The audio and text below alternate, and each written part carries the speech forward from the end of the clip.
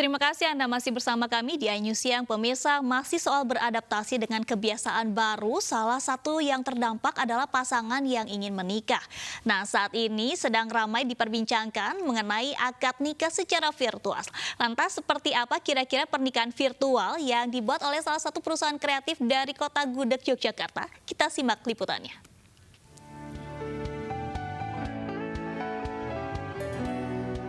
Pandemi COVID-19 membuat banyak pasangan menunda resepsi pernikahan guna mencegah penyebaran virus corona. Meski pandemi belum berakhir, namun kini resepsi pernikahan dapat kembali digelar, salah satunya dengan pernikahan virtual.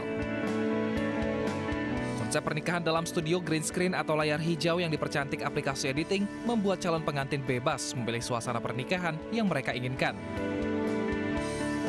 Misalnya seakan-akan di tepi danau, gedung mewah, dan lainnya. Untuk tamu undangan jangan khawatir, karena acara pernikahan ditampilkan live streaming melalui aplikasi Zoom, sehingga para tamu tetap bisa hadir meski dari rumah. Pernikahan virtual tetap menerapkan protokol kesehatan pencegahan COVID-19, sehingga di dalam studio dibatasi 20 orang, meliputi pengantin, penghulu, keluarga, dan tim produksi.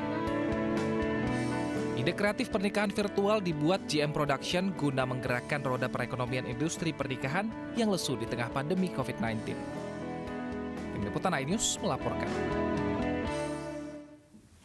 Dan pemirsa, kita sudah terhubung dengan salah satu penggagas virtual wedding, Mas Yuri Epreto, yang melaporkan langsung dari Yogyakarta. Selamat siang, Mas Yuri. Selamat siang, Mbak. Mas Yuri, bisa diceritakan ide awal menggagas virtual wedding ini? Oke, jadi gini, sekitar 1,5 bulan yang lalu ya Kak ya, kita kan di industri kreatif ini benar-benar terdampak sekali dengan adanya COVID-19 ini. Banyak banget job-job yang kita di-cancel, hampir 19-20 job kita di-cancel, dan itu jujur aja membuat kita lumayan, lumayan oleng lah industri kita ini. Okay. Nah terus, selain itu karyawan kita kan banyak, artinya kita harus ayo cari cara buat kita tetap survive melewati badai-badai inilah seperti itu. Terus satu saat saya melihat sepertinya di belakang Anda ini tampak seperti candi, tapi saya tidak yakin nih, apa lagi di mana nih kira-kira nih secara virtual, Pak Yuri? Kita lagi di Candi Prambanan, bisa di zoomin dulu ya mungkin ya. Oke, kita pemirsa juga mungkin ingin melihat situasi di sana. Ya, saya lagi di Candi Prambanan.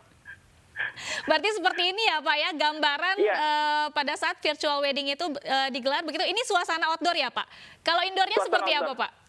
Saya bisa di pelaminan yang kita coba misalkan di pelaminan yang megah misalkan. Oke, bisa diganti di pelaminan yang megah. Coba di zoom in.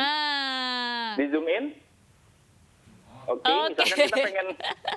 Jadi dengan budget yang murah, yang affordable, itu bisa nikah di tempat yang mewah-mewah seperti itu, Bu. Oke, ini sudah seperti layaknya pelaminan pada umumnya ya, Pak ya? Iya, dan itu mahal sekali kalau pakai pelaminan beneran. Oke, saya mau mungkin mencoba lokasi lain. Kita bisa request gak sih Pak ke luar negeri gitu? Kadang kan memang ingin resepsinya lebih mewah. Saya minta di Menara Eiffel coba. Oke. Wah. Jadi nanti bisa di Menara Eiffel. Ini di Menara Eiffel ya Pak ya. Kalau tadi di Yogyakarta, di Prambanan, ini bisa di mana aja, itu artinya. Boko juga. Di mana Pak? Coba di Ratu Boko. Di Ratu Boko ya. Oke, kita kembali ke Yogyakarta. Iya. Oke. Itu artinya memang para customer atau pelanggan ini bisa merequest ya Pak ya, di mana saja? Bisa, dimanapun. Selagi kita masih punya kreatif kita bisa jalan, itu bisa banget. Baik. Pak Yuri, ini sebetulnya siapa sih Pak target pasarnya saat ini untuk para pengguna virtual wedding atau mungkin pelanggan yang saat ini sudah mulai berbondong-bondong nih tampaknya nih untuk menggunakan virtual wedding?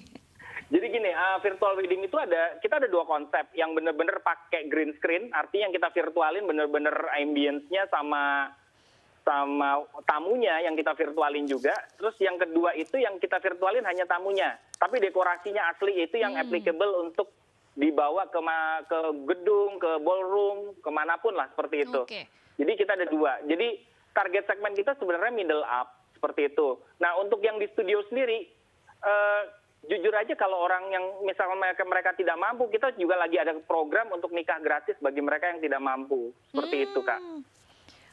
Baik, ini kira-kira persiapannya berapa lama sih Pak untuk menyiapkan satu kegiatan atau satu acara resepsi wedding virtual ini Pak? Karena kita nih IO ya Kak ya, kita biasa diminta sama klien untuk berubah-berubah dalam jangka waktu yang pendek.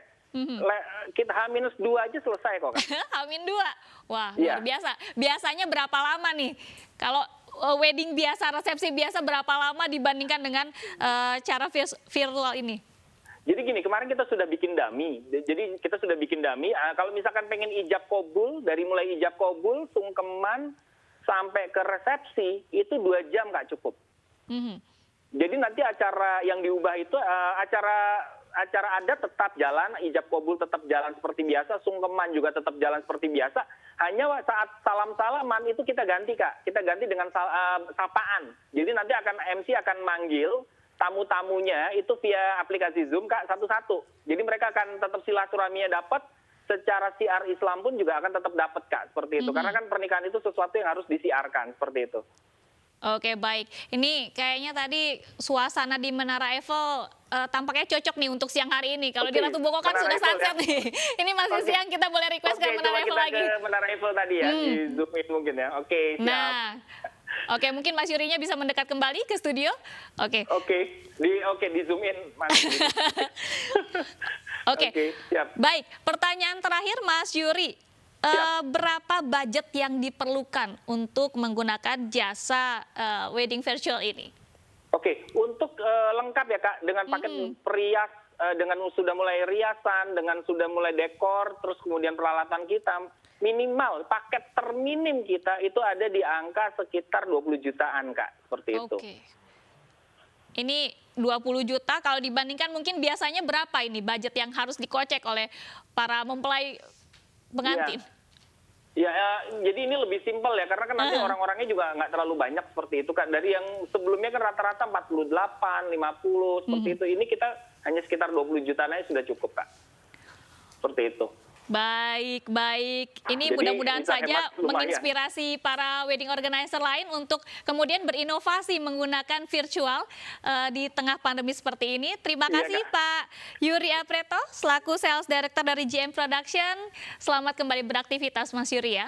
Dan pemirsa, MNC Peduli memberikan bantuan makanan siap saji kepada warga di bawah kolong jembatan Tanjung Priuk, Jakarta Utara. Selain membantu warga, MNC Peduli bersama PT Produser Pangan Asia juga memberdayakan pelaku UMKM untuk menyediakan paket makanan yang siap untuk disalurkan ke masyarakat yang membutuhkan.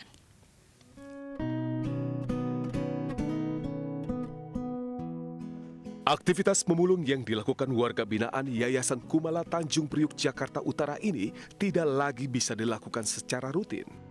Di masa pandemi COVID-19, mereka tidak leluasa mencari barang bekas di jalan raya. Selain terkendala pembatasan sosial, mereka yang rata-rata sudah berusia senja rentan tertular virus corona. Kondisi semakin memprihatinkan karena warga yang tinggal di bawah kolong jembatan ini tidak tersentuh bantuan sama sekali. Ya tolong diperhatiin aja, jangan kita dilupain, bukan orang-orang pada dapat bantuan, kita enggak. Kondisi hidup yang memprihatinkan warga binaan Yayasan Kumala mendorong MNC Peduli bersama PT Produser Pangan Asia dan Yayasan Kumala memberikan bantuan makanan siap saji untuk meringankan beban mereka. Terima kasih banyak sudah memberikan support kepada teman-teman. Jadi inilah yang real dibutuhkan oleh teman-teman di lapangan. Jadi kita miliki inisiatif Kami Bisa, Kami Peduli yang bekerja sama juga dengan PPA, yaitu Produser Pangan Asia, bidang F&B di MNC Group, di mana kita menyediakan, jadi kita menggalang dana untuk memberikan kepada pelaku UMKM F&B yang mereka akan pakai untuk produksi makanan siap saji yang kita salurkan ke rumah sakit, ke panti jompo, ke panti asuhan, dan masyarakat yang membutuhkan. MNC Peduli dan PT Produser Pangan Asia akan terus menggandeng para pelaku UMKM dalam menyediakan kebutuhan bantuan yang akan disalurkan kepada masyarakat. Oleh karena itu, MNC Peduli mengajak pemirsa di rumah berdonasi melalui rekening MNC Peduli karena berapapun yang Anda sumbangkan akan sangat berharga bagi mereka yang membutuhkan. Tim Liputan iNews melaporkan.